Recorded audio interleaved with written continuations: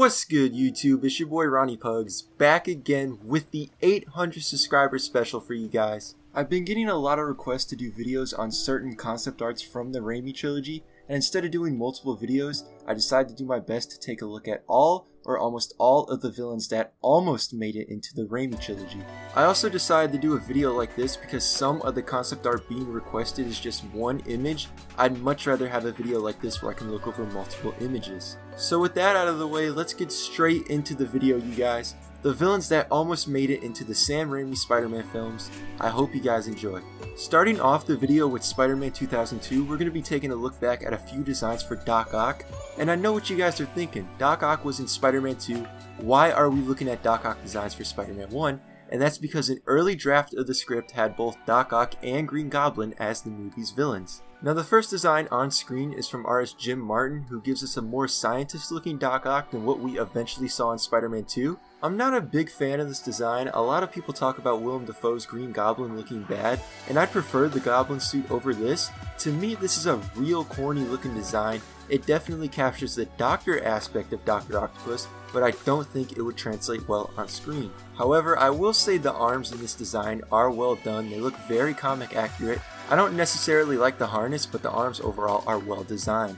Up next is another Doc Ock design, this one drawn by artist James Carson, who I mentioned in my previous videos. He gives us a similar looking design to Jim Martin's, but I'd say I'm a bigger fan of this design. The funny thing about this piece of concept art is that it's placed in the Spider-Man 2 folder on his website, but the date on the art suggests that this would be for Spider-Man 1. I don't know which, but I'm placing my bets that this is Spider-Man 1 artwork. He also gives us a detailed look at one of the tentacle designs, obviously much different to what we eventually saw in Spider-Man 2. The thing to note on this design is the lasers. I don't know what these lasers could have been used for, but they are an interesting touch nonetheless. And before we move on, I have to thank Ashton Stevens on Twitter for sending me these pictures and wanting me to do a video on them. I'll link him down below if you guys want to check him out. Up next is of course Spider-Man 2, where we actually have two villain designs to look at this time, first up being Black Cat. An early draft of the script called for the villains of Doc Ock, Black Cat, and another villain who we'll look at next. We did end up seeing Black Cat in the Spider-Man 2 video game, and I'd like to imagine that that's the version we'd see on screen. The only concept art of Black Cat in Spider-Man 2 comes once again from artist James Carson. In my opinion, this is one of the best concept arts for the Raimi trilogy. The design is very comic accurate. My favorite part of it has to be the gloves, which wrap around the arms almost in a web pattern. This Black Cat did include a grappling hook that she shot from her wrist, similar to Spider-Man's web, and I think that would have been great to see on screen since it would show that she displayed a similar skill set to Peter's. Up next will be a very familiar design for you guys. The third villain of the script that I didn't mention earlier in the video was in fact going to be Dr. Connor's Lizard. These designs are from artist Constantine Surtees, I hope I said that right, and I know all y'all can see the similarity to the Mark Webb Lizard we saw years later.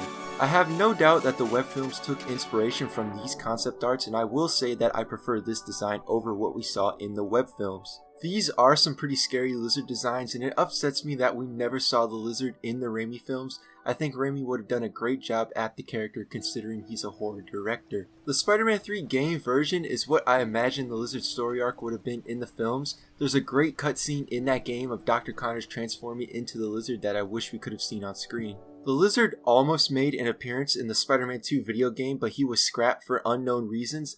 Maybe it has something to do with him being scrapped in the movie, however there still are hints of the lizard in the game, you just have to find them. Moving on, we make our way into Spider-Man 3 with probably the most popular scrap villain of the Raimi trilogy, the Vulture. The Vulture was about as close to being in this film as the web shooters were for the first Spider-Man film. The original script called for Sandman, Harry Osborn, and the Vulture as the film's villains. But eventually the Vulture was scrapped and replaced by Venom, which created a huge overhaul to the story. Now the Vulture in Spider-Man 3 was going to be played by Ben Kingsley, and the only look we have at his character comes from the storyboard where Vulture and Sandman escape jail. I do prefer this Vulture design over what we got in Homecoming, or what we will be looking at for Spider-Man 4. I like the realistic Vulture suit. It reminds me a lot of Shattered Dimensions, which is my favorite version of the character. In fact, a pair of Vulture wings from production were made and put up on a prop website, this one being Eye Collector. Apparently the wings weren't sold and the starting bid was only $150, which is pretty crazy considering how much money other props from the trilogy have gone for. And according to the website, the pitch for the Vulture in the film was going to involve Vulture and Sandman escaping jail, seeking revenge on Spider-Man, but towards the end of the film, Peter would offer Vulture a truce that the Vulture would refuse and end up dying during the final fight. And I quote, thus illustrating to Peter the ramifications of a heart hardened by an inability to forgive. So that's pretty crazy that even without Venom in the film, the studio was still going for the theme of forgiveness, and this makes me want to see the original take on Spider-Man 3 even more. Finally, moving on to the last and never seen film in the Raimi series, Spider-Man 4, we get a few storyboards for the film and a couple of looks at some concept art for the film. Now, according to Screen Rant, these Mysterio storyboards would have been minor scenes during a crime-fighting montage in the film. Mysterio wouldn't have been the only villain during this montage. We would have also seen Shocker, Rhino, Prowler, and Stiltman. If I had to take a guess, I'd say we would have seen these villains during the opening credits of the film, eventually leading into this Mysterio scene as the first scene in the movie. There isn't much to talk about with this storyboard. It's obviously a very classic looking Mysterio, apparently played by Bruce Campbell, and I think it would have been a nice way to end his cameos by making him the first person who sees Spider-Man in action to eventually becoming one of his villains. Now, moving on from Mysterio, we do get a look at some storyboards involving the main villain of the film, the Vulture. This design on the Vulture appears to be different from Spider-Man 3, obviously a more classic look. I don't think this design would have translated well on screen, but it does seem like they were looking at multiple Vulture designs for the film, or maybe throughout the film he upgrades his suit. I say that because of this piece of concept art that I found on the Superhero Hype forums. I don't know how credible this piece of art is, however in the storyboard right here it seems that Vulture's wearing a similar design. And speaking of the Superhero Hype forums, another thread I found had an Electro design for Hasbro that was apparently meant for the film. Both the Vulture and Electro design are from artist Kelly Yates. I'm going to link this one down below for you guys to check out, or if someone knows about this design, please let me know.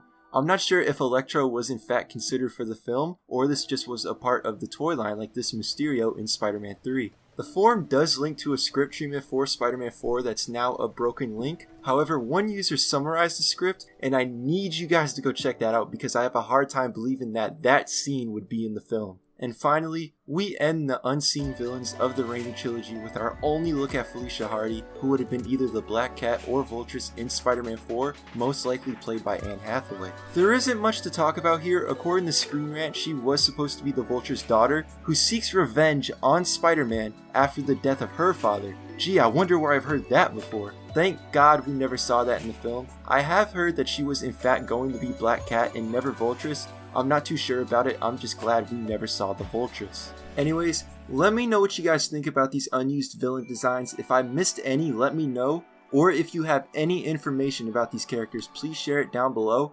I appreciate all 800 of you for the support. I love doing this. I tried to find as much information about these characters and concept arts as I could. Again, if I missed any or you know something about these characters that I don't know, please tell me below. And as always, thanks for watching. Be sure to subscribe, follow my social medias, and I will see you guys again in my next video.